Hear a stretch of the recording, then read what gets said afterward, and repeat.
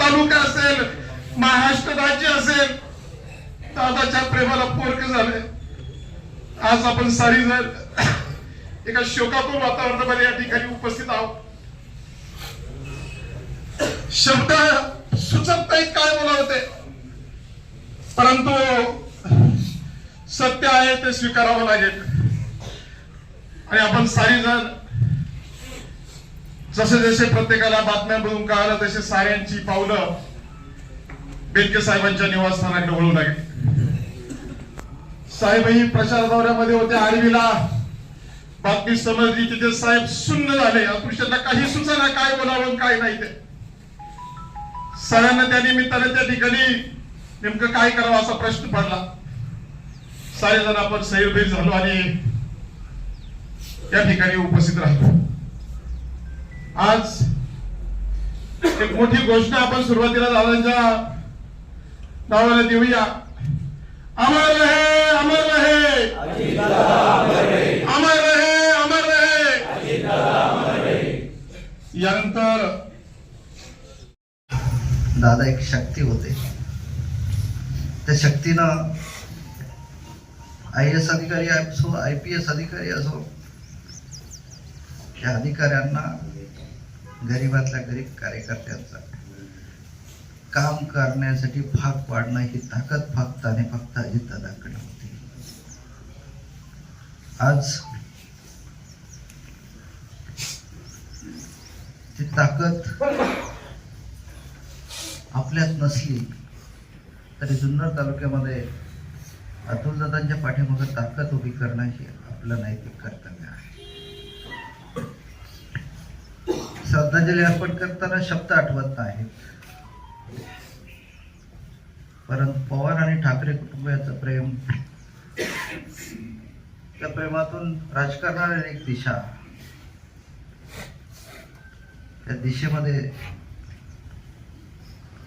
महत्वाची भूमिका करणारे दादांच्या अनेक आठवणी सांगता येतील.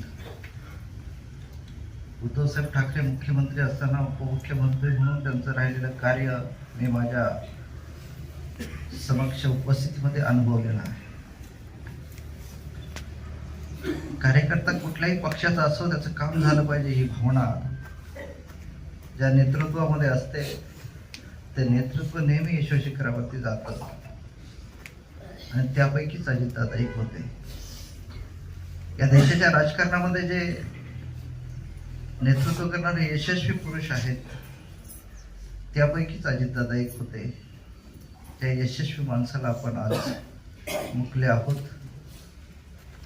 मी भावपूर्ण श्रद्धांजली अर्पण करत असताना दादांच्या आठवणी, दादांचं प्रेम आणि दादाने दिलेला समाजसेवेचा वसा आपल्या हृदयात कायम ठेवत राहावा अशी प्रभूचरणी प्रार्थना करतो.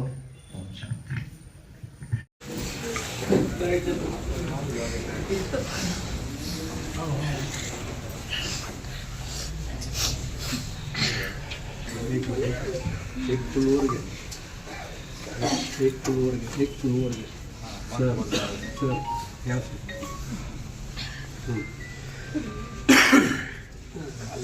तो मोठा पाहिजे.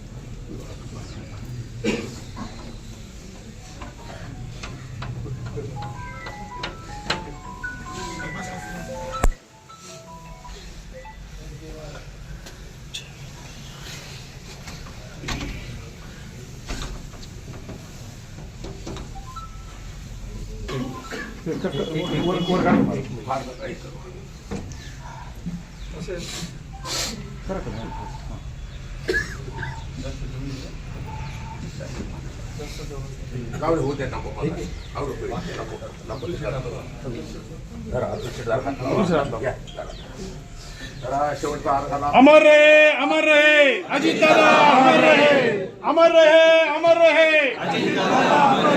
अमर रहे अमर रहे अमर रहे अमर रहे अमर रहे अमर रहे अमर रहे दादा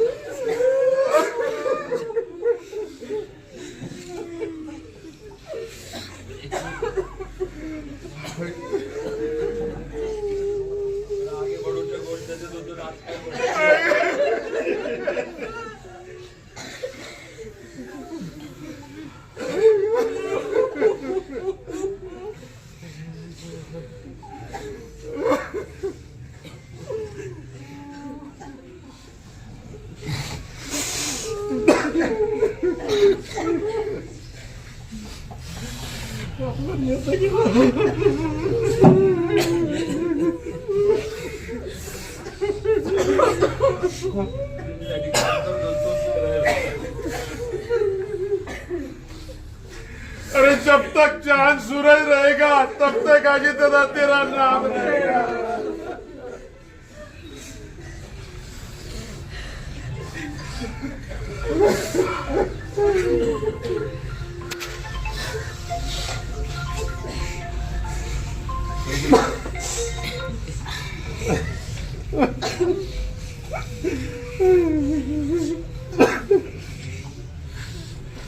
मारायचं होतं दादा,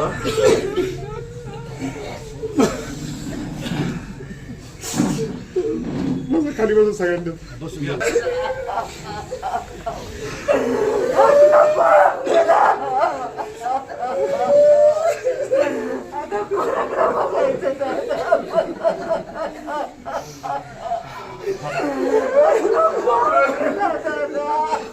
खाली बसून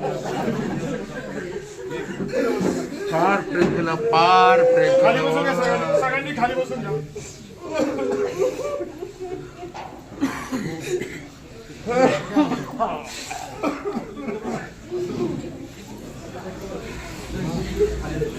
खाली बसून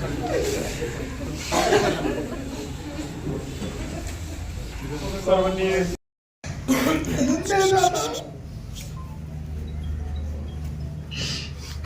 आजचा महाराष्ट्राला आपल्या काळातील सर्वांना पोरगी घेऊन गेले दादा. उभ्या आयुष्यामध्ये दादांचं प्रेम सर्वसामान्य कार्यकर्त्यावरती होत. तर अतुल शेठला एवढा त्याने दादाच्या माध्यमातून आज अतुल शेठ पोरगे आपण सगळे पोरगे झालो. आजचा हा संपूर्ण महाराष्ट्राला काळा दिवस म्हणावा लागेल.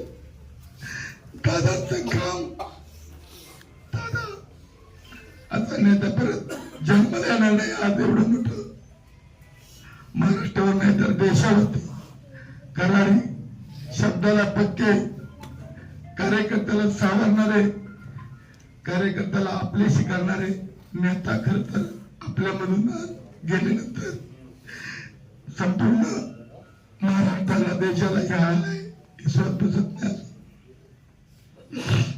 माझ्यासारख्या कार्यकर्त्याला एवढं चालून सुद्धा बाहेर उभा होतो. मला कशाला पाहिलं म्हणलं त्यावर आपल्या आतमध्ये बोला असो. मी माझ्या वेगळ्या आयुष्यामध्ये असा माणूस परत जन्माला नाही. तुमचं आमचं सर्वांचा दादा दादा दादा दादा यानंतर बामणी साहेबांना विनंती आहे. ठीक आहे.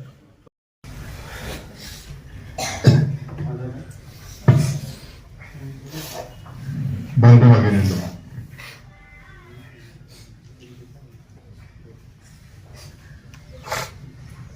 आजचा दिवस आपल्या सगळ्यांना अंधाराकडे लोटणारा उजाडला. सकाळी मी माझ्या गावच्या बाजारपेठेत आलो. सगळ्या पक्षांच्या प्रचाराच्या गाड्या, त्यांचे समर्थक कार्यकर्ते, कसबसलेली बाजारपेठ. सोपानराव लेंड्यांनी मला थोडस बातम्याची चावल दिली आणि थोड्या वेळानं क्षणार्धात माझ्या गावची बाजारपेठ अशी एक विचित्र पद्धतीची हालचाल झाल्याची मला जाणीव झाली. सगळ्या पक्षांचे झेंडे जागच्या जागी गुंडाळले गेले. विचित्र अशा प्रकारची स्मशान शांतता पसरली. मीडियाच्या माध्यमातून आज देशभराच्या प्रमुख वाहिन्यांवर बातमी झळकत असेल. महाराष्ट्राच्या कानाकोपऱ्यामध्ये आज या बातमीची चर्चा चाललेली असेल. पण आपलं जे राष्ट्रवादी कुटुंब आहे, हे कुटुंब आज शून्य अवस्थेत आहे. त्यांना बोलणं सुद्धा प्रत्येकाला अवघड आहे. कॉम्पाऊंडवरनं नारायणगावला अतुल शेटला भेटायला येतपर्यंत आपल्या शेतातल्या महिला मजुरांचं सुद्धा बातमी खरी आहे का म्हणून फोन येत होते. आज अतुलची आणि आमची नजर झाली वक्सा पक्ष राहतात. समय असा आहे की महाराष्ट्रामध्ये स्थानिक स्वराज्य संस्थांच्या निवडणुका आणि काल आघाडी झाल्यावर आज मोठ्या जोमानं सगळ्या कानाकोपऱ्यामध्ये आपल्या कुटुंबातली मंडळी निवडणुकीच्या निमित्तानं आघाडीसाठी बाहेर पडली. हजारो लोक एकत्रितपणानं एका संख्येनं एकवटलेली असताना त्या बातमीने सगळ्यांचे चेहरे आता वाचता येतात. अतुल शेटला विचारलं, शेवटचा फोन कधी झाला दादांशी? काल फोन झाला. ते म्हटले की मी अतुल जुन्नरला येतोय. एवढा वेळ तुझ्या तालुक्यासाठी दिलाय, 2-3 गटांमध्ये जायचं नियोजन करा. आज सुद्धा आपण नियोजनातच होतो. अतुल शेटने 6व्या गटाकरता वेळ दिली.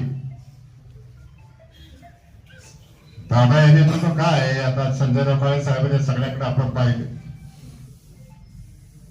आशिया खंडात जिल्हा बँकेचा डंका आहे, परंतु संचालक असेल, चेअरमन असेल, कोणाच्या जीवावर बिनधास्तपणे कारभार करतात दादा पाठीशी.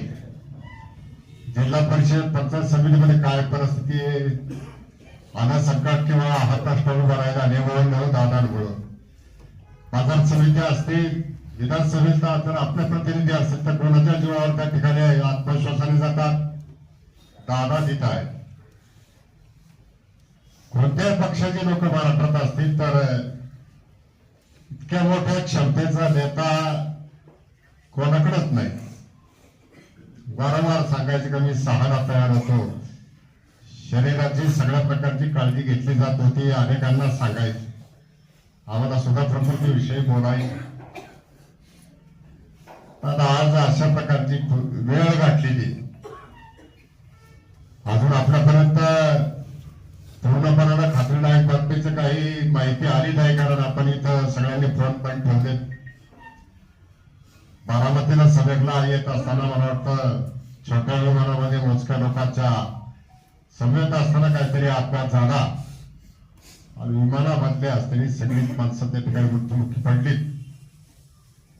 अशी कुजबूज कानावर दादा नव्हते जायला पाहिजे. कारण दादा पवार कुटुंब हा आपला राष्ट्रवादीचं एक मोठं कुटुंब आहे. साहेब थकले आता नंतर एवढ्या उमेदीने सगळ्यांना बरोबर घेऊन जायला दादांशिवाय त्या कुटुंबात आता एवढा सक्षम माणूस दिसत नाही. सगळा जन्मानं हळहळलाय, दुःख व्यक्त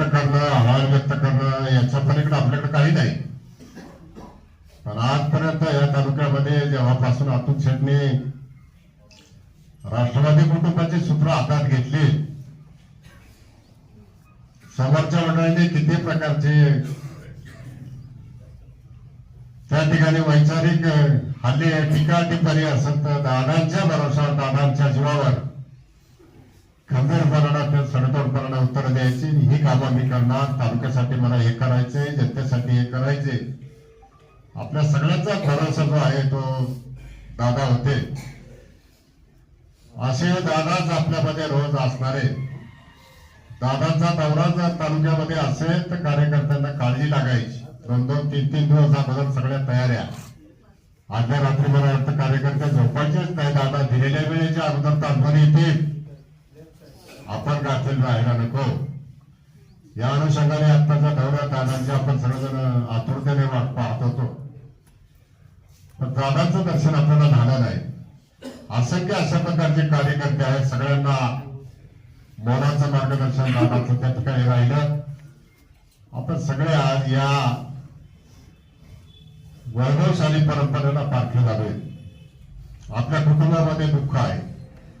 एकत्रित येऊन आपल्याला आता जे काही संकट आहे या संकटाला सामोरं जायचंय. पावलं आपल्याला विचार करावा लागणार आहे. आणि आपल्याला आता फार जबाबदारीने वागावं लागेल. आपल्या कुटुंबातले कुटुंब प्रमुख आपलं सगळं काही जे असेल ते निस्तरायला, किंबहुना आपली खंबीर हमी घ्यायला, आपला बचाव करायला, आपल्या पाठीशी उभं राहायला प्रत्येक क्षणाला दादा होते. ते दादाच आज नाही. आपण आज एकमेकांना सावरण्याची गरज आहे. त्याच अनुषंगानं आज जास्त बोलता येत नाही. माझ्यापेक्षा इतरांच्या अनेकांच्या अनेक प्रकारच्या भावना, दादांच्या विषयीचे अनुभव, दादांनी कारभारात केलेलं मार्गदर्शन या सगळ्या गोष्टी असणार आहेत. सगळ्यांना बोलता येत नाही. म्हणून आज अत्यंत भावविवाद अवस्थेमध्ये आपण सगळे नुसतं राष्ट्रवादीचं कुटुंबच नाही तर निवडणुकीच्या निमित्तानं आघाडी झाली. बबनराव थोरात साहेब झाले, आपले दिलीप दादा बांबे वगैरे ही अनेक मंडळी इथे उपस्थित आहेत. मी आपल्या या नेत्याचा पुढचा प्रवास, खरं तर ते आपल्याला आमदार सोडून गेले, आपण त्यांच्याविषयी काय भावना व्यक्त करा, परंतु कृतज्ञता व्यक्त करण्याच्या पलीकडे आपल्याकडे दुसरं आपल्या हातामध्ये काहीच नाही. त्यांचा तो पुढचा प्रवास सुखकर व्हावा अशा भावना या ठिकाणी आहेत. दादांना तालुक्यातल्या तमाम जनतेच्या वतीनं, आपल्या कुटुंबाच्या वतीनं मी भावपूर्ण श्रद्धांजली समर्पित करतो. हरिओम.